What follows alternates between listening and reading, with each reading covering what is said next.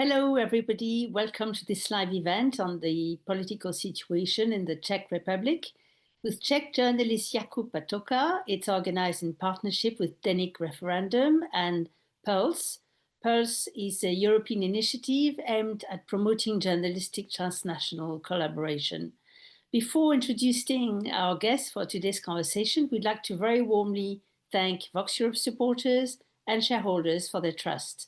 It enables us to keep hosting such events, keep translating and publishing quality journalism throughout investigations and great cartoons, but last but not least, stay independent. Now, before we start, we have a tradition at Voxeurop. Please write in the chat box where you're based currently. So I am Catherine Andrej, editorial director and co-founder of Voxeurop, and I am currently based in Paris. Hello, I'm Giampaolo Accardo, editor-in-chief of Voxeurop, currently in Brussels. So, the former Czech populist Prime Minister Andrej Babiš is once again ready to take the reins in Prague. His party of dissatisfied citizens, also known as ANO 2011, had lost the general election in 2021, but ANO came out on top in the general election early October this year, and Babiš, who is a kind of post-communist oligarch, has been asked by President Petr Pavel to form a government and is currently in talks with two far-right parties. It is no surprise, as Babiš has co-founded Patriots of Europe, a bloc of European far-right parties, including the French Rassemblement National, the Austrian Freedom Party, the Dutch Freedom Party of Geert Wilders, and last but not least, Viktor Orban's Fidesz. So we'll try to know more about this with our guests. Jakub Patoka, hello. You're the founder and editor-in-chief of Denik Referendum since 2009, a partner in different cross-border networks, Voxeurop is part of as well, and a long-standing friend of our website. And so we're very happy to welcome you. You're also a member of the advisory board of the Brussels-based NGO Corporate Europe Observatory. Between 1999 and 2009, you were the editor-in-chief of the weekly magazine Literární noviny. I hope I pronounced it correctly. In 1989, you were one of the founders of Friends of the Earth in the Czech Republic and the first chairman. That's fine. Thank you very much. It's great honor and pleasure to be here with you. Thank you for the invitation. Where are you now, Jakub? I am in my editorial office in Brno. Czech Republic. So thanks for being with us today. So tell us a bit, what is the mood today in the Czech Republic? And can you tell us also a bit more about who is Andrej Babiš, who maybe many people don't know who he is, and where does he come from? Where does his fortune also come from? Well, the mood, I would say, corresponds with the weather, which is gloomy November day, and people, I think, after being delusional, many people being delusional for a few days or weeks after the elections, thinking that maybe things would not be that bad and maybe Babiš will not reach out to the other far-right parties. Now the hard reality is starting to sink in, and people realized what, to me, I have to say, was obvious for years before, that we are now going for the first time in the history of the Czech Republic or Czechoslovakia, for that matter, we are going to have a government consisting entirely of far-right parties, with all the bleak consequences this will bring together. And obviously, people know usually that Andrej Babiš is a businessman, one of the richest people in the Czech Republic. Some people know he is Slovak. He's usually referred to as an oligarch. But many people, including some very good observers of the situation in the Czech Republic, I think they still underestimate the real danger this man represents, and that's because he is not connected to very strong classical far-right ideology like you have Orban in Hungary or Putin in Russia or other strongmen of this kind. He belongs definitely to this club because his dominant motive for joining politics was to secure his business, basically, and secure his business interests, because he was one of the sharks that emerged from the mismanaged transformation after the end of Cold War, the economic transformation, which was a total disaster here in the Czech Republic. So he was one of the businessmen who made use of it, became obscenely rich, and to protect his interests that were connected to constant flow of money and other favors from the state, he created basically his agencies in the two major parties of the post-1989 Czech political democratic system, which was the Social Democrats on the left and the Civic Democratic Party, ODS, on the right. He had his people, he had his corrupted agencies in those parties, but then he realized around the year 2010, when this traditional system or original political system was becoming fragile and fragmented, and it was really obvious that both Social Democrats and Civic Democratic Party, they are going into some turbulent times. I think this was the moment he realized there is a good chance for him, with his very good web of subsidiaries of his Agrofert corporations all around the country, to establish a parallel political structure and control the state directly, which he actually managed. And I think it's important, please interrupt me if I'm speaking too long, but I think it's important to point out that in the beginning, Andrej Babiš profiled himself as a liberal.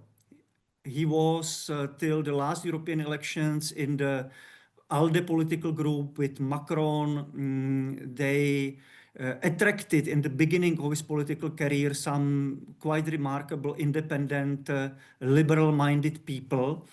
So he had this camouflage in the start, and some people still think that there was some honesty in there, that he was a kind of a almost Czech Soros who is coming to right the wrongs committed by the established parties. But I think this is one of the major contributions of my news organizations to the general debate, political debate in the Czech Republic, that we did with my brilliant colleague and the lead of our reporting team, Zuzana Vlasata. We did an in-depth investigation of what were the real motives of Andrej Babiš entering the politics, and we discovered that he is absolutely not the good businessman he portrays himself to be. He is a reckless shark who 99% of the smaller companies he owns and belong to the Agrofert Corporation, he took them over in hostile takeovers, very often with severe consequences for the original owners of the companies. So he's really one of the most evil persons I've ever worked on as a journalist, and he applies this method of hostile takeovers on the state institutions. It's very smart, very almost he converted it into an art form, the way he takes over the state's institutions, not to serve public interests anymore, but to serve primarily his personal preferences. So I would argue that the lack of strong, clear-cut ideological profile is actually an asset he uses to his benefit. It gives him flexibility in different contexts and negotiations. But in terms of the way he controls the power and captures the state, he is, in my opinion, the single most dangerous leader currently running any of the European countries, much more dangerous than people like Wilders or lost recently, but even more dangerous than Orban, I would argue. Okay, thank you. So you've already described, I think, the person really well. So do you mean basically he's more of an opportunist than an ideologue, that he's more trying to protect his own industrial and money fortune and situation rather than having a political agenda? Have understood? Yes, the political agenda is purely the power grab. He wants to have as much power as possible to control the state in a really authoritarian, complete way so that it serves his business purposes. This is the way, the whole concept of his political organization named ANO and his business corporation named Agrofert. I think they need to be understood as a one unit, political/economic holding, ANO/Agrofert, that joins this economic, political, and media power to just foster his business interests. And while it may seem that the leaders who have some ideological preferences, have this ultra-conservative worldview, may be more dangerous in promoting those ideas. I would argue that it is actually more dangerous if the person is capable to take the control over the institutions and over the processes more effectively, because then he attaches the agenda that simply conserves the power in the best way. And obviously it happens to be the far-right agenda. You do not create functional authoritarian power structures speaking about good intentions at the same time. You know, this is not how it works. So that's the reason why his connection to Patriots for Europe, to these two other Czech far-right parties, makes perfect sense. It is completely natural. Thanks, Jakub. So you just mentioned the two far-right parties with which Babiš is in talks to form the government. One has also maybe could sound a bit funny, the Motorists party, but in fact there is nothing to laugh about, as you might explain us. So what is the agenda? Can you tell us a bit more about the agenda of those parties? And also a big absent of these elections is the left. So did the left have a kind of responsibility in the result of the elections or in the political situation in Czech Republic in general? Yes, thank you. Thank you for the two questions. We'll get to left because I myself identify as a person of the left. Everybody knows that. So I have quite strong opinions about this, and I think it is incredibly important example to study, because the Czech left, political left, did basically every mistake that you can commit on the way to self-destruction. But first, about these two far-right parties, they are both really completely bizarre phenomenons, and I would say they are really more bizarre with hints of absurdity than there is a reason why the most famous Czech book ever written is The Good Soldier Švejk. They have this clear aspects of posturing, of playing the role of the far right. You know, the nominally worst of them, this freedom and direct democracy, total misnomer of a name, which is a personal toy of its leader, Tomio Okamura, who is half Japanese and is rhetorically the most xenophobic person in the Czech political discussions. He is doing it all for the money. He's not real fascist. He just wants to be there, and he says those words and those things, those outrageous demands against Ukrainians, attacks on minorities of all kinds, against migrants, Muslims, all this hatred he spreads. He is doing it because it's beneficial for him. So I think it's more important to ask, in his case or in general, how did we create a society in which this kind of performance is rewarded?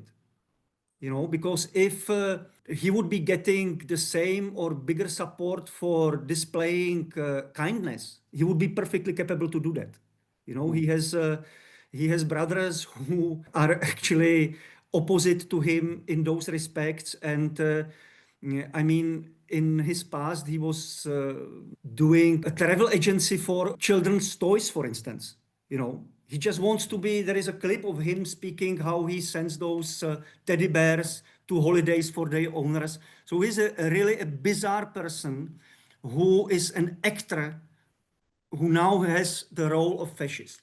With motorists for themselves, it's quite similar in a way, but still there is more of this MAGA vibe around them, this necrophilic, anti-nature, you know, anti-green agendas, anti-civil society. They do hate those demands, those efforts to save the nature, because they love their own cars, the engines, and they hate the regulations that they claim would deprive them of those cars.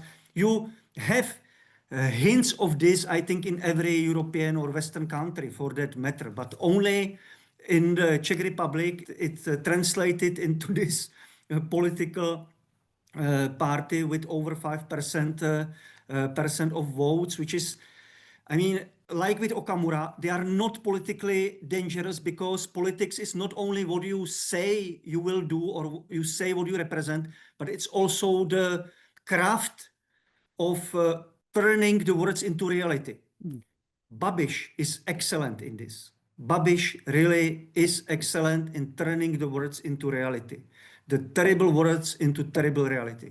While those two other minor parties, part of the charm for Babiš is that they are total losers. There will be no problem for him. He can use them very easily for the dirty work. And then actually during the 4 years mandate, at some point he can even get rid of them. He can, after they spearhead the attacks on public media, on civil society, and succeed in adopting the foreign agents law, succeed in dismantling the public service media, he can say, okay, I understand this went too far. We are getting rid of them, and we are getting the other right-wing party, the ODS, into the government. They do have similar majority, those two parties together, like with the two far-right parties. And all the changes cementing his power position will stay. Of course, they would not reverse funding for the public media or support for civil society. Nothing like this would happen. But the government would become even more solid, on more solid foundation. So this is my fear, greatest fear, that this will happen 2 years from now, 1 year from now, something like that. My forecast that this is a danger. And with the left, very briefly, the left basically, and it started already, and it's similar to the development in the West. So first, the left resigned on the true leftist program. So it basically started to represent centrist politics, the third way, you know, Schroeder, Blair, all these things that discredited the left, traditional left in the West. Second, they became obscenely corrupted. Most of the people in the Czech Republic, if you do anonymous polling without political parties, but on program, you would see that social democratic program would have the by far the highest support on the streets of the Czech Republic. So people did not lose their belief in social democratic program or leftist program. They lost their trust in the party that they would represent the program. And when this loss started to sink in, the reduction of support, the mistake the left here did, and it is the same process in many countries in the West, they started to mimic the far-right rhetorics because they believed it is necessary to get the voters back, which is a totally absurd, self-defeating strategy, because you cannot ever compete with the far-right on their field, on their turf. You will never out far-right from the social democratic position. So this is what has happened, and at the last elections, the elections 4 years ago, already people kicked out both communists and social democrats of the parliament. Communists because, and both of them because the parties supported Babiš in his last government. Now they were running together in the platform named Enough with an exclamation mark. But their agenda was more far-right than social. And it needs to be said that Okamura, this far-right Švejk, he is also making a lot of very pro-social noises, you know. So they were almost indistinguishable, the Enough, exclamation mark, and Okamura. And in a similar way, like Sarah Wagenknecht, but on steroids, they came to the same dim outcome. So there is a good lesson for European left in the history of how the Czech left, which was for a very, very long time, I think it was the strongest, most solid social democratic party in all of the former Eastern Bloc, how it completely devastated and imploded really. This gives you the complete picture. We don't have any left-wing party in the parliament. We have the majority of the opposition is what on European level is European People's Party. Then we have this conservative ODS, which is this conservative bloc where is also Law and Solidarity, the Polish far-right opposition. And then you have a quite small club of pirates with 2 green MPs, which is like a silver lining of this total disaster. But it's like, I mean, if tsunami demolishes all your house and you discover a diary from your childhood, so something like this, it's not a real consolation in the completely dire situation we are facing. Yeah, it looks like it's a quite common phenomenon in Central Europe, the absence of a credible left-wing opposition. Well, I would argue that the situation in most of the countries, maybe not Visegrad, but in most of the countries, it's much better than here. You know, in Croatia you have Možemo. In Poland, I think one of the essential components of beating law and justice was that the democratic left was the part of the Tusk coalition. You know, all of the Baltic countries, there is a reasonable left represented in the political landscape. So what has happened in the Czech Republic is really, I still can't quite believe how they managed to get from 30% 10 years ago to 3.5% they have now. It's just... Thank you, Jakub. Going now to the media situation. You mentioned it earlier, but the new forming cabinet has already announced its intention to stop financing public media and push for the adoption of the infamous foreign agents law from Russian, of course, origin, and targeting independent news media. So what are its chances of success? And you mentioned something like the agenda could be achieved within 2 years. Is it the same for that kind of targeting of the independent media? Well, they definitely will try. They will definitely try. And it is only a matter of how resilient and strong the civil society will prove to be to resist, you know. But in this respect, there is one worrying aspect or point in the situation which I think is important to keep in mind. And this is that Andrej Babiš 4 years ago, he lost on the basis of really unparalleled civil society mobilization against him. There were the largest demonstrations since 1989, hundreds of thousands of people opposing his policies. Also, the president at that time, who was quite ugly personality on his own, Miloš Zeman. So it was there. It definitely substantially contributed to the fact Andrej Babiš was not able to form the government. It needs to be pointed out that it was not only because the civil society mobilization and the opposition, democratic opposition parties, it was to large extent because of the Czech political system, which is there is 5% threshold, and many of the potential allies of Andrej Babiš remained just below that threshold, you know. So all in all, 4 years ago, the anti-democratic or pro-authoritarian forces got over 50% votes as well. It was a slightly deceiving picture.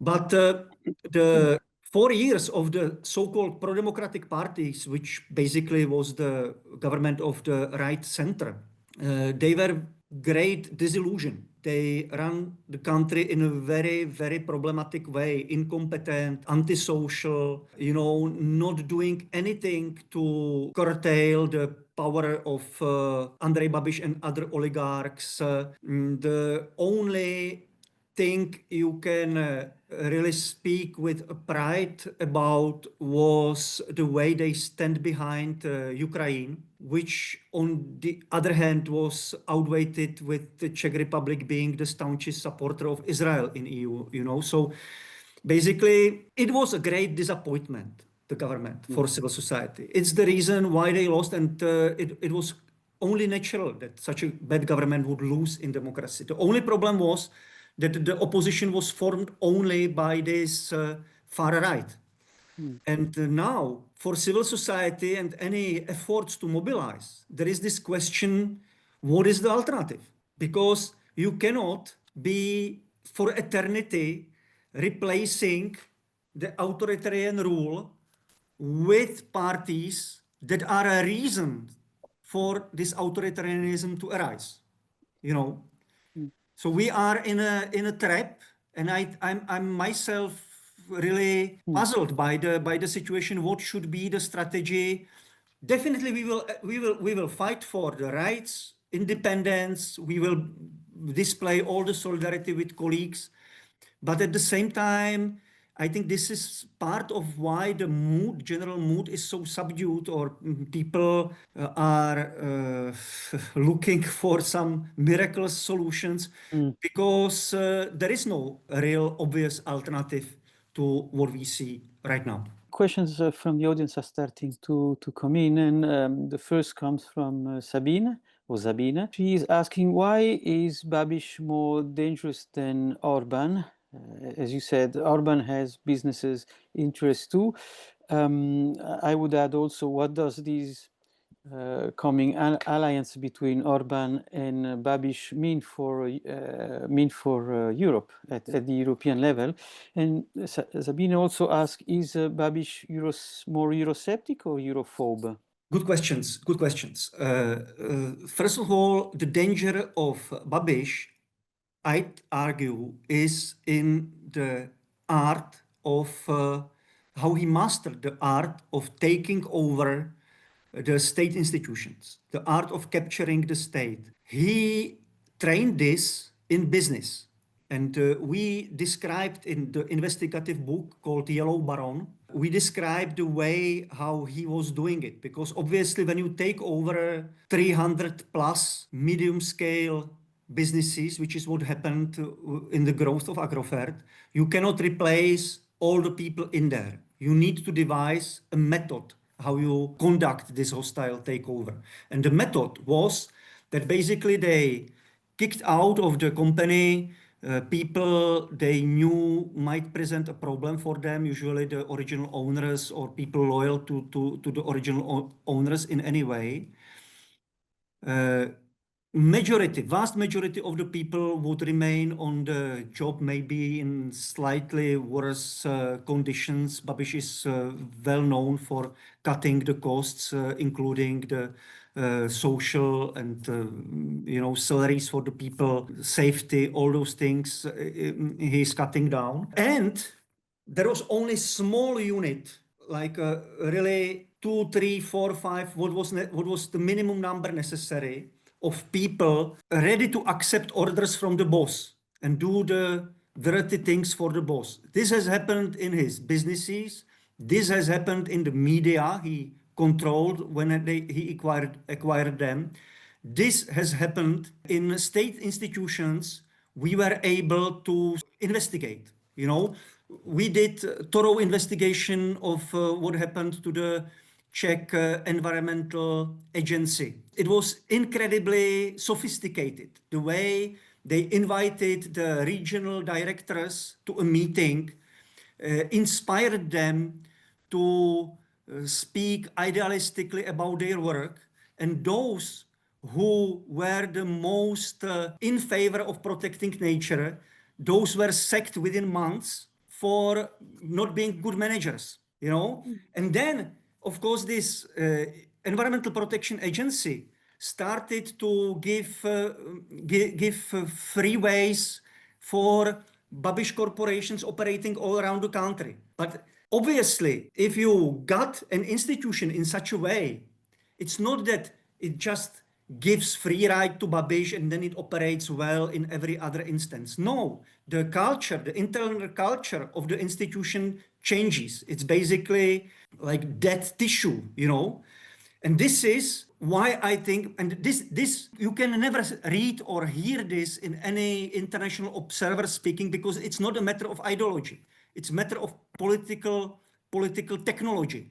And in this sense, I think because he controls personally economic, political, media power of such a scale that is unparalleled. Even Orban does not have that much power in his own hands. And this is the reason why I think he's even more dangerous. On Europe, he will be flexible, He will use whatever he thinks he can use as a bargaining chip. He will use that. But you will see how the money, European taxpayers' money, will flow his way, one way or another. He will take care of that. This is his main purpose. He wants to get those money flowing, and he will get them. He will exchange it. You say, we want you to keep the support of Ukraine. He says, yes, there is a price tag. Everything will have a price tag. Thank you. I'm going to ask 2 questions from the audience. The first from Philip. I'm Czech, living abroad, and I still don't understand where all this came from. We have experience with parties that rise quickly and then disappear just as quickly, like, forgive the pronunciation, Větší veřejné. Yes. Okay. Větší veřejné. Okay. Means public matters. Public matters. Okay, public matters. Hopefully Motorists is one of them. But what are the people behind this project and who finances it? And then the parallel question, not exactly the same, of course, but from Tim, what are the foreseeable impacts on the Czech economy? It seems that Babiš is someone focusing on business and economy very strongly, maybe especially his own, as you said. The humanitarian impacts are obviously at risk, I guess, but what are the pure economic impacts, short, medium, and long term? Where did all this rise came from? Because, as he says, we have experience with parties that rise quickly, disappear quickly. Yes. But yes. and Motorists maybe is one of them. And the second one is more widely on the economy. Yes, the first one, impact. I think there are 2 sets of reasons. One is basically not unique to the Czech Republic. It's international. We see the rise of far right everywhere. in Western democracies, basically, and I think it has been analyzed widely. I think it has two major reasons. One of them is everything connected to growing inequality and weakening of the middle class, because democracy is a political system of middle class. Inequality has been steadily, almost absurdly rising since the end of the Cold War and even before. Actually, since the Soviet bloc ceased to present in any way attractive alternative to the West, which I think happened with the Soviet invasion to Czechoslovakia in 1968. So since then, the Western elites understood that they don't need to compete strategically with the East, and inequality started to rise, but never so much as since the end of the Cold War. And obviously people don't like it. People don't like to see there is this elite of super rich who live in more and more absurdly luxurious conditions with all those privileges they have. And on the other hand, the vast clusters of society, classes if you want, are more and more struggling to meet the daily needs. So I think this, undisputedly, this is one of the overarching reasons behind the rise of far right, because people are looking for alternative. And as the left, as we mentioned earlier, stopped to present this systemic alternative, people look elsewhere. And I think it's not a coincidence that so many people well connected to the oligarchs class, or even representing oligarch class, like Donald Trump in the US or Andrej Babiš in the Czech Republic, are connected to this rise of far right, because I like to say that after they privatized everything, they are privatizing also the systemic alternative. You know, they position themselves just pretending they are the systemic alternative. But what they do in reality is to safeguard and cement their privileges. This is first reason. The second reason, connected to the first reason, is the total deterioration of the democratic communication means. You know, it's always often described as the collapse of the traditional media financing and publishing model, which is part of the story. The second part is what the big tech and the algorithms, who are basically AI editors of communication content, what they do to the elementary basis, factual basis on which the policy is established and political debates are established. And I think this cannot be stressed enough, how fundamental this deterioration of the quality of communication in the Western societies, Western democracies, how detrimental it has been. So we are part of those universal tendencies, but they were even made worse by some unique aspects of the post-Soviet reality. And this is obviously the weaker starting position of all those institutions that create the fundamentals of good democracy. Free media, civil society, democratic political parties, institutional framework, all those things were definitely weaker, less established than is the case in most of the Western countries. So I think, and basically, there is one last comment on this. After the end of Cold War, post-Soviet countries were referred to as the countries in transitions. I'm sure all of you remember this countries of transition, in transition. There was even a magazine, Transitions Online, you know. At some point, the word transition stopped to be used, because obviously 35 years after the changes, it does not make any sense to speak about the transition anymore. What was the end of the transition? What was the end of the transformation from the Soviet system to the new democratic system? We know what we wanted in the beginning. We wanted to create the Western liberal democracy, perhaps of something Scandinavian kind, but we have not succeeded in this. And for first 20 years, especially in Czech Republic, the political system was very similar to the traditional Western democracies. You had dominant right-wing party, dominant democratic left-wing party. You had French communists. You had some liberal right of center party. You have Christian Democrats. 5 parties for 20 years sharing the power in the parliament. This has changed with the emergence of populist politics around 2010. In those elections, the public matters, věci veřejné, got into the parliament. And I think this project actually inspired Babiš, because he was thinking, if those clowns in a private agency can achieve 10% in elections, what can I do with my billions and structure of managers all around the country, you know? So this is the collapse of the trust that the transformation is leading us to the originally desired Western-like democratic country that turned into this disillusion, only, you know, created perfect storm. The problems you have in the West met with specific conditions here in the East to create this mess in which we live today. Oh, thanks for this throughout explanation. Jakub, you mentioned it earlier, and it's a question that has been raised also by Anita from the audience. And it's the question of the support of the Czech Republic to Ukraine. So, you know, we know that the Czech Republic has a program of providing shells that it purchases all around Europe to the Ukrainian artillery. And so one might wonder if Babiš will stop this support and also the financial aid to Ukraine. What is his position in regards to this, and what are his relations with Vladimir Putin? With the support of Ukraine, I don't think Babiš has any strong commitments on this matter. You know, he will make it part of business.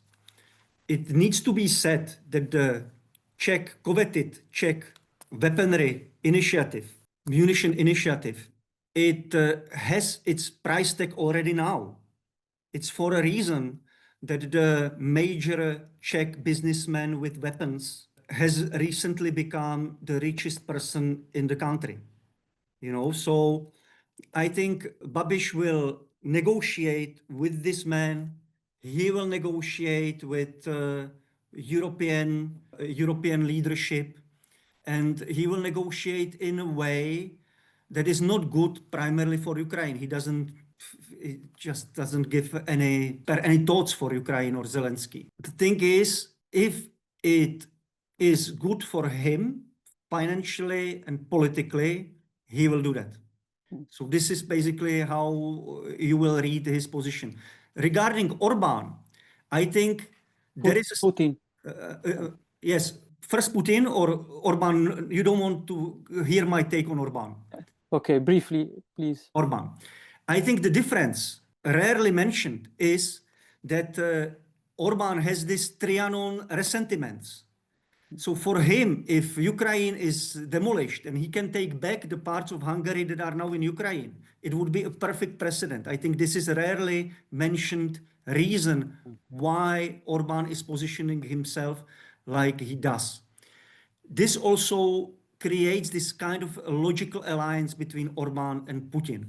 I don't think, during our investigations, we had some hints that there are some undue relations business relations between some Russians and Babiš, but we cannot confirm this. We don't have any consequential evidence we can present or prove. And I think Babiš business is based in EU, 95% is based in EU. So he will operate in such a way not to put this in danger.